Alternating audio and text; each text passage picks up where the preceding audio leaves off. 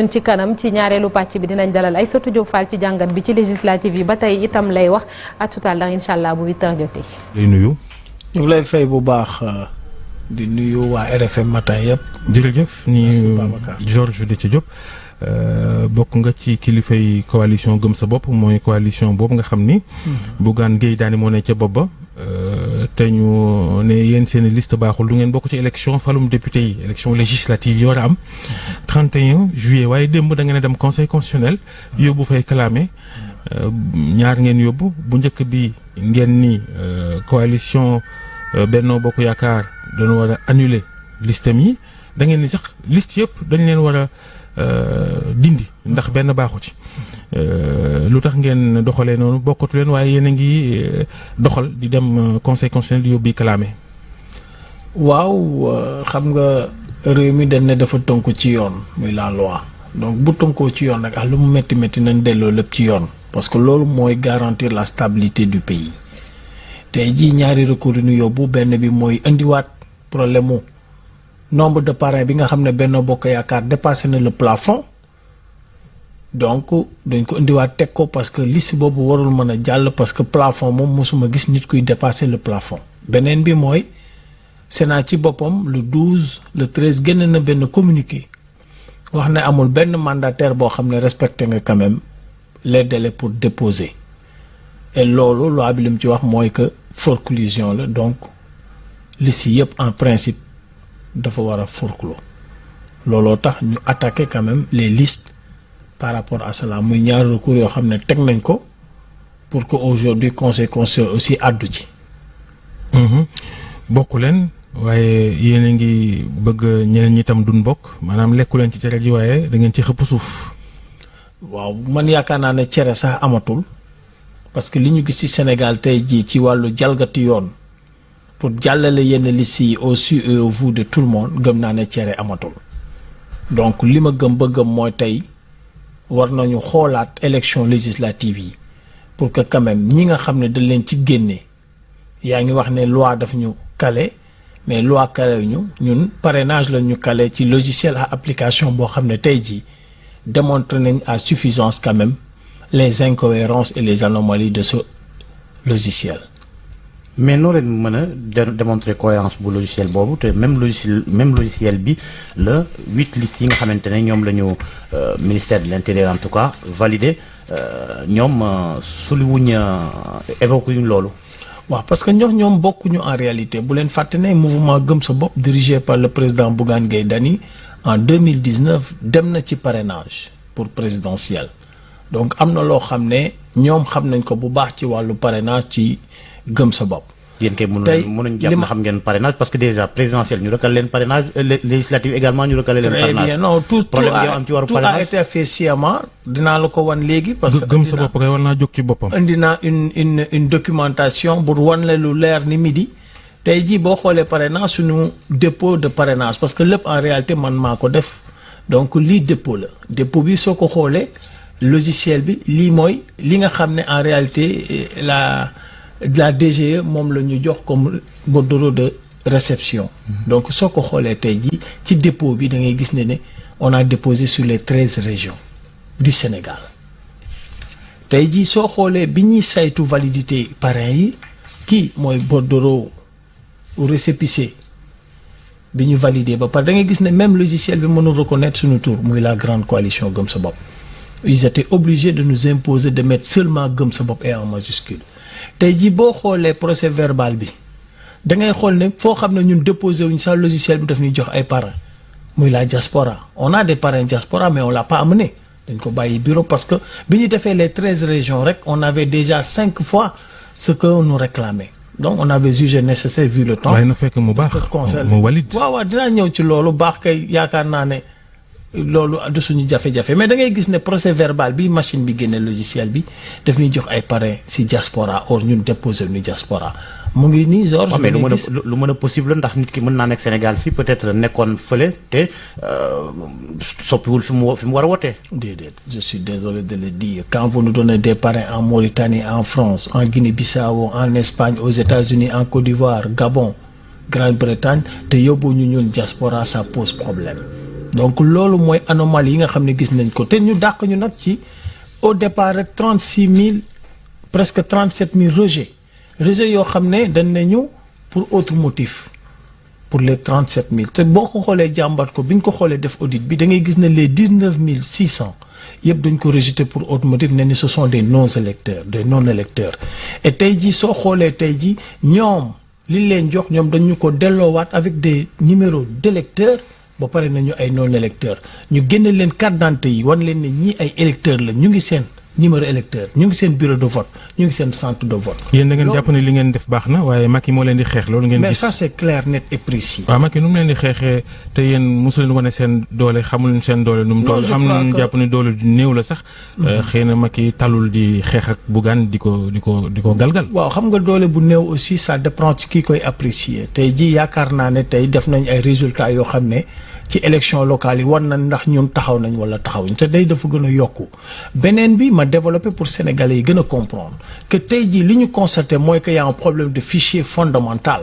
parce que ñooñu ne du ay non électeurs tey jii muy 19 600 yi dañu génne carte d'identité parce que on avait prévu tout cela moo tax ku ñu parrainé rek de la demander sa photocopie carte d'identité c'est des gens qui votent qui ont leur carte électeur mais tey jii soo ko defee ci li nga xam ne da nga koy rechercher ci li nga xam ne moom la ñu jox ci local yi muy le fichier doo leen fa gis donc ces électeurs là fan la ñu féetee beneen bi mooy dañu dàq ci presque 10 000 nit yoo xam ne dañ ne seen taille c'est non conforme or ñoom fichier bi ñu jox pour rejet pour automotif pour taille non conforme loolu ñu lan leen jox taille yooyu lan leen jox ñu génne carte d'identité yi aussi conforter effectivement que ces cartes d'identité là taille conforme la muy ay anomalies yu doy waar yoo xam ne tey jii amoo fenn foo ko waxee parce que tey nga yóbbu ko conseil constitutionnel avec les preuves tey jii ñoom dañ ne nañu référé ci li nga xam ne mooy procès verbal bi nga xam ne moom la ñu DG jox et procès verbal bi ñëpp gis nañ ne. yéen da ngeen jàpp ne élection yi daal warta am ndax dara jaaduwu ci. non li ñu jàpp ba jàpp mooy que la ñu waxoon doon ko xeex ci parrainage mooy que tey filtre la boo xam ne nguur gi dafay tànn ñan lay waral séggal ci langue béri bi. te loolu dafay yàq démocratie ñun lu ñu gëm ba xam mooy constitution moo ñu may ñu dem élection dans l'esprit parrainage du lu bon mais quand même la mise en œuvre si parrainage citoyen bi dafa doy waar boo xam ne yéen sax mënu leen ko comprendre man sama sens mooy que dama fekke sama bët moo ma may dama fekk lépp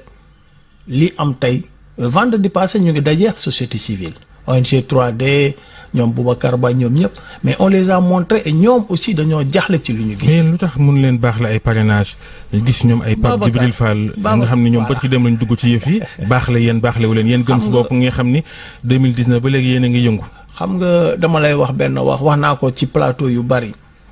tey jii dafa am loo xam ne moo am fa am ñoo xam ne tey dafa am lu leen jox muy si fichier bi dañ leen jox loo xam ne tey soo ko tegee dafay jàll. ñun on nous a proposé d'acheter cela on a refusé. yaa ngi tuumaal de. du ñu tuumaal man damay wax man li may ragaluma parce que dama ne ñun si ñun waa coalition gëm sa bopp am na ñoo xam ne suñu faar yi la ñu jógee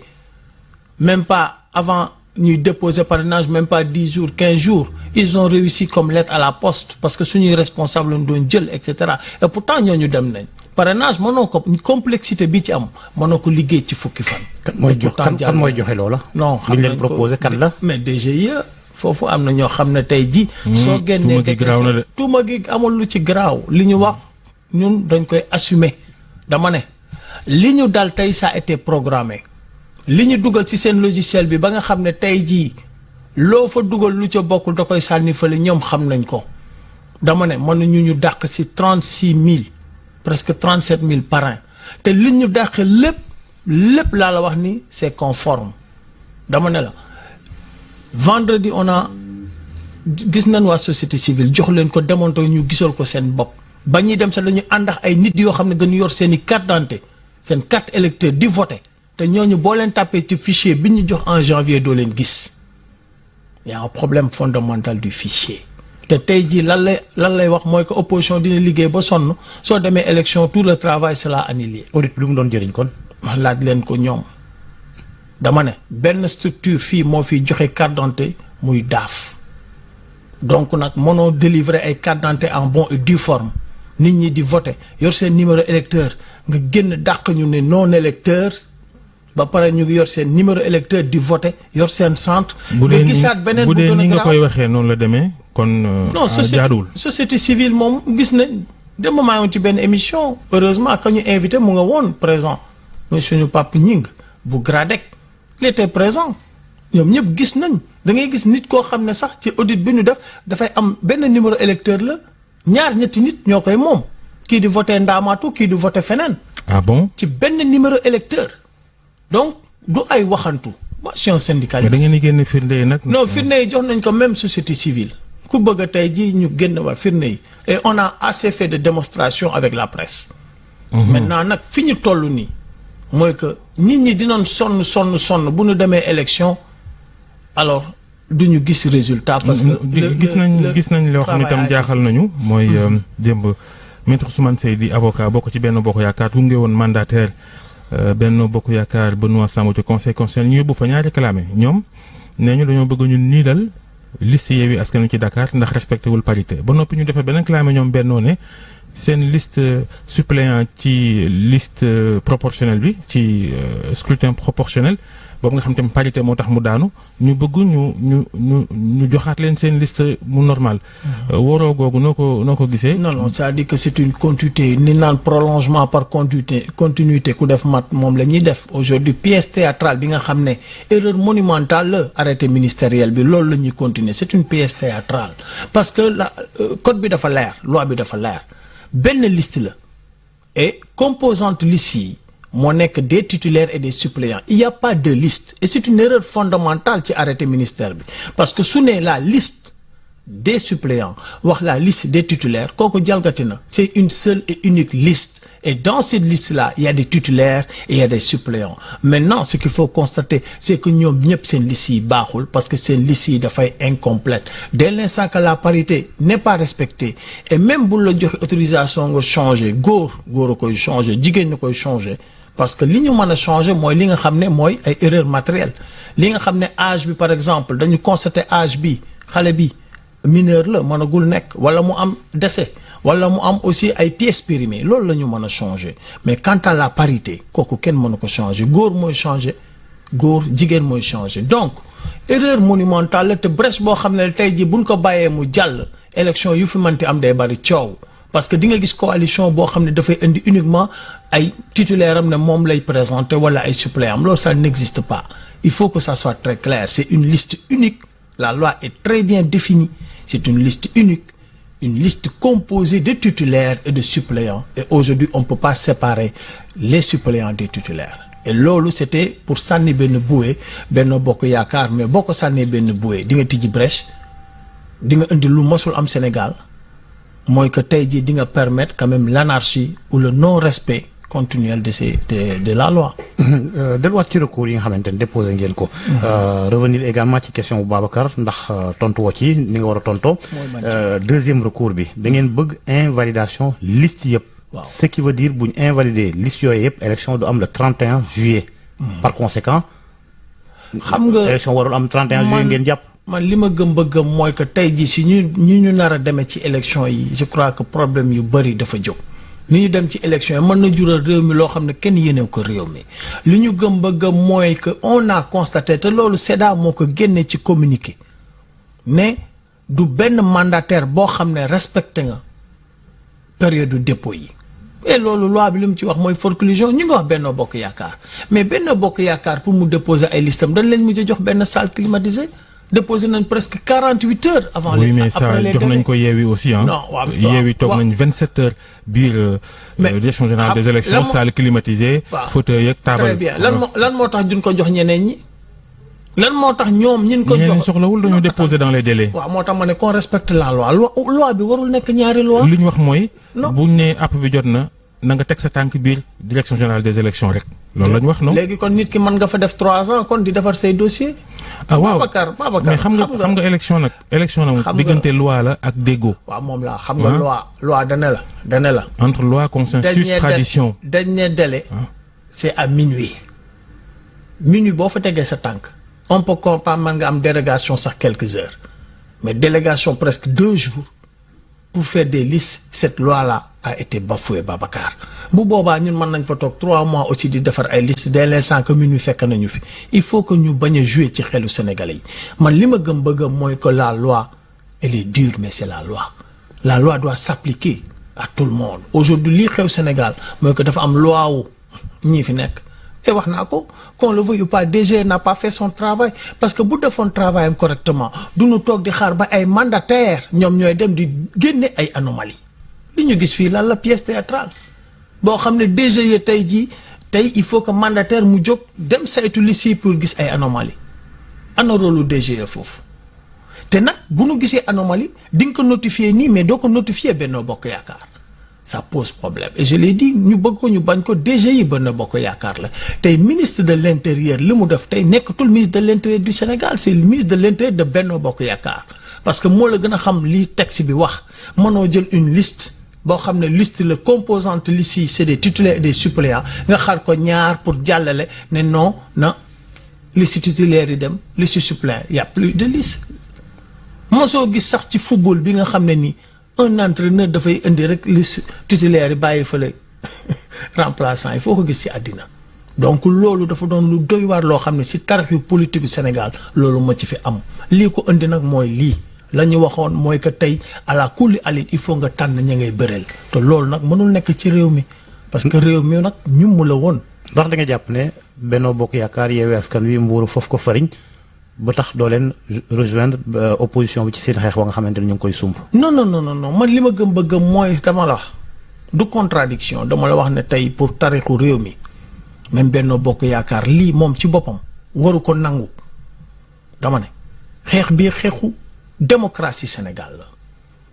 tey jii xeexu principe la mooy tey bu ñu salfaañe charte réew mi. La loi fondamentale qui est la constitution waruñu ko salfaañe parce que rapidement daf ñuy rattraper gis nga brèche bi ministère de l'intérieur génne bés buñ ko entériné mu jàll mooy que élection dina doy waar mu am ci Sénégal. ndax di ngeen rallier xeexu Yewwi Askan Wi. mais bu baax xeexu du Yewwi Askan Wi moom laa la bëgg il faut pas ñu personnaliser. boobu ba léegi yaa ngi wax réew mi dana doy waar dana yëngu dana maanaam fitna daal. non dañuy xeex man suma kàddu du ma. ci naka dañuy wàcc sur le terrain xeex. mooy di tot di sànni xeer di taal. quelle que soit forme bi ñu indi dinañu xeex xam nga lu tax parce que du ñu nangu aussi ñu rendi ñu ngeen baal ma ci kàddu gi ñun waa gëm sa bopp du ñu nangu loolu parce que ñun defuñu benn erreur boo xam ne war nañu téye def nañ lu leen neex téye ñu du kenn koo xam ne àdduna ci waxatuma loolu nag suñu réew mi nga xam ne ñun suñu doom yaa ngi nii cet avenir la ñuy xeex réew mi metti na du ñu nangu tey ñu indi pour des intérêts crypto personnels ou bien des intérêts partisans yàq charte réew mi parce que li ñu bëgg a def suñ ko defee rek mooy que tey jii lu ne mën na am ci élection. jërëjëf Mamadou Gueye gëm sa bopp jërëjëf. merci Georges Gueye l'originalu Parcelles Assainies maa ngi lay nuyu bu baax a baax. waaw Gueye l'original candidat nga woon foofu ci élection locale yi waaye dañ laa duma. du noona sant yàlla xam nga àddina moom gagné amul chaque jour da ngay jàng. ñu ngi sant yàlla yéen waa gëm sa bopp kay vraiment. waaw doy na waar. waaw 2018 la man maa ngi ci def à peu près 6 mois te gëm naa ne incha allah suupa dinañ gisaat leneen parce que loolu la ñu gëm. jërëjëf Gueye l'original. jërëjëf Babacar. mbokk yëpp ñu ngi ziar soxna Naata ñu yendu ak jàmm. merci beaucoup Babacar Fall Georges Déthié Diop ak équipe bu RFM matin bi yëpp ak seen gan di leen nuyu di leen ziar di leen ñaanal ngeen yendu ak jàmm 8h jot na daanaka ñu egsi ci ñaareelu pàcc